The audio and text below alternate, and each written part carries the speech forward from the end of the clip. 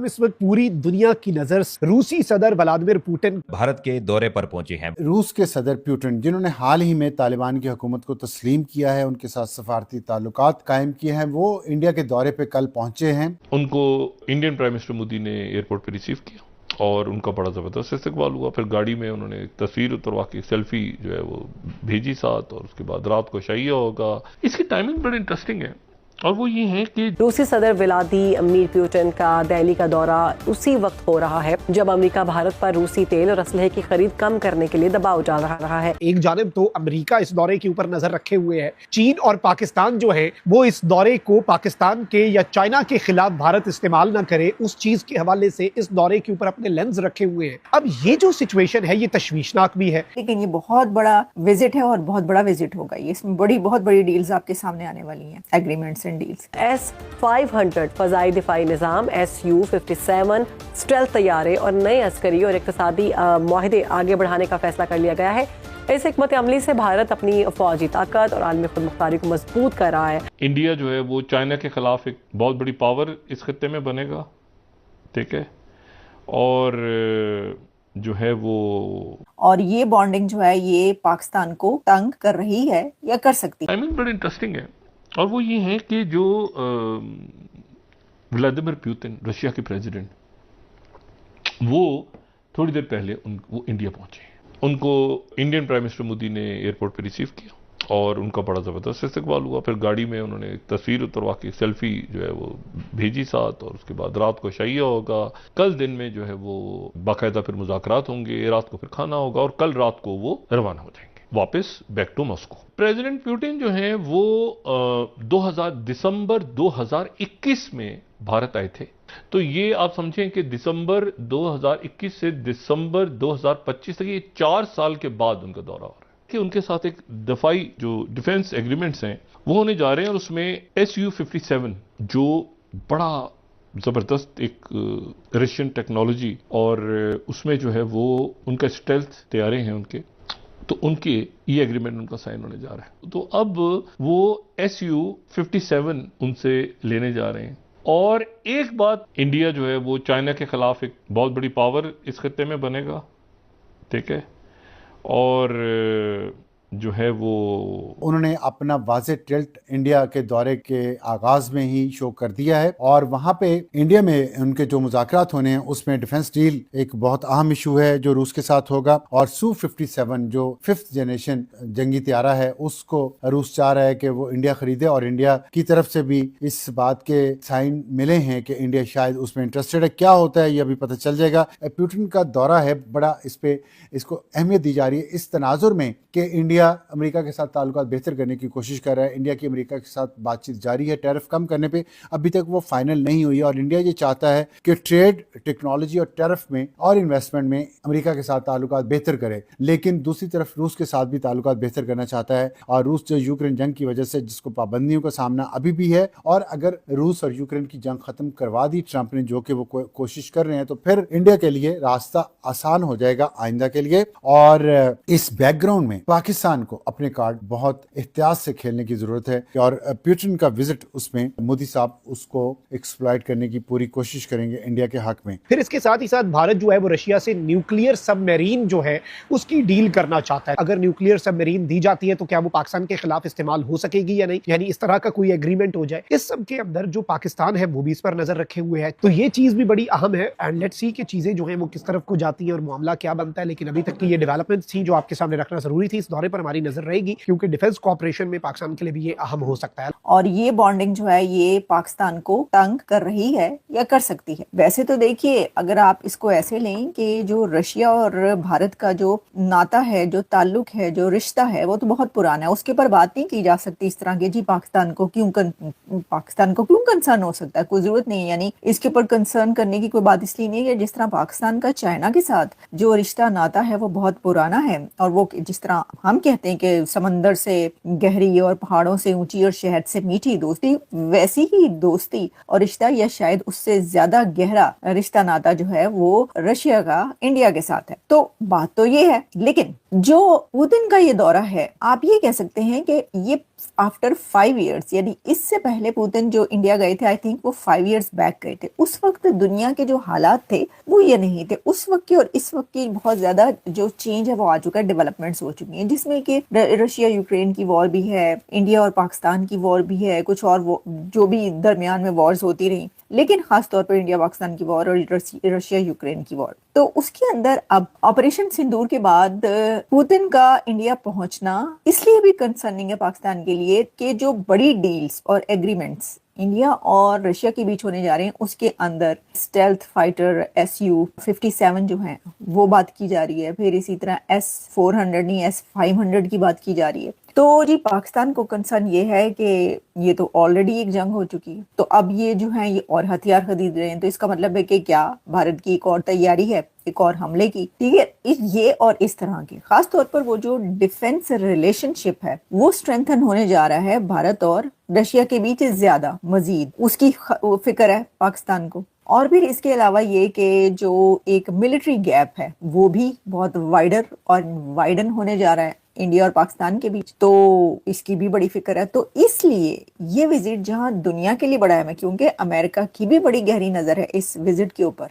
America की तरफ से यहाँ पर प्रेसिडेंट ट्रंप ने पहले ही पुतिन को बहुत सारी जो है वो बातें कही हैं, और जो यूक्रेन और रशिया की वॉर है उसके ऊपर बहुत कुछ हुआ है। तो जाहिर है कि अमेरिका भी कोई पसंद तो नहीं कर रहा या उनके रिलेशंस जो है वो करीब हो रहे हैं, बिल्कुल भी नहीं, क्योंकि इस वक्त अमेरिका जो है वो भारत से कोई खास अच्छा ताल्लुक नहीं है। तो ये है, ये सारी बातें सिर्फ पाकिस्तान ही नहीं बल्कि चाइना भी इसको देख रहा है, अमेरिका भी देख रहा है और पाकिस्तान तो देख ही देख रहा है। इंडिया के फॉरेन रिलेशंस की बात की जाए तो ट्रंप जितना मर्जी रोक टोक कर ले, ट्रंप जितने मर्जी टैरिफ्स लगा रहे, टैरिफ वॉर चल रहे, बट इंडिया ने एक नहीं सुनी, अपनी सॉवरेनिटी पर कोई कॉम्प्रोमाइज नहीं किया, और पुतिन डेफिनेटली इंडिया को आज विजिट करते हुए दिखाई दे रहे हैं। जी, मैं इसके बारे में यही कहना चाहूँगा कि इंडिया की पॉलिसी बड़ी वाज़ेह है, वो अपनी इकॉनमी को लेके बहुत कॉन्शियस हैं, और मोदी इसीलिए वो दोबारा प्राइम मिनिस्टर बना कि उसने डिजिटल इंडिया का नारा लगाया।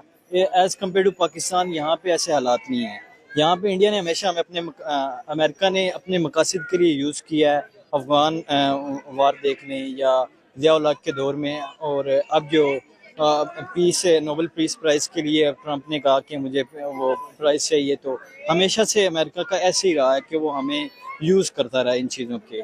तो आई थिंक सो अगर इसमें इस तरह हो जाए कि हम उनसे इक्वल लेवल पे बात करें कि इकोनॉमिक लेवल पे आप हमें फाइनेंस दें या कुछ, वो हमेशा से हमारी एड ही करता है, उसने मदद की है, कभी से फंडिंग की है हमसे अपने काम करवाने के लिए, कभी उसने कोई वादिया हमारी इकोनॉमिक जिस तरह सी पैक है इस तरह कोई उसने हमारे लिए कोई पैकेज नहीं हम क्या जिस तरह इंडिया शट अप कॉल देता है, हम नहीं दे सकते हैं कि हम क्यों आपकी हेल्प करें, आप हमें IMF का लोन देते हैं अपने मुल्क को दौड़ाने के लिए, चलाने के लिए, बट अगर इंडिया की बात करें तो इंडिया ने अच्छा खासा शट अप कॉल दिया है। एंड राइट नाउ अगर देखा जाए, जैसे ही पुतिन इंडिया में लैंड हुए हैं, ट्रंप ने अपना एक एम्बेसडर भेज दिया इंडिया में और उनसे कहा कि हम आपको G8 का मेंबर बनाएंगे, लेकिन पुतिन ने कहा मुझे जरूरत ही नहीं है।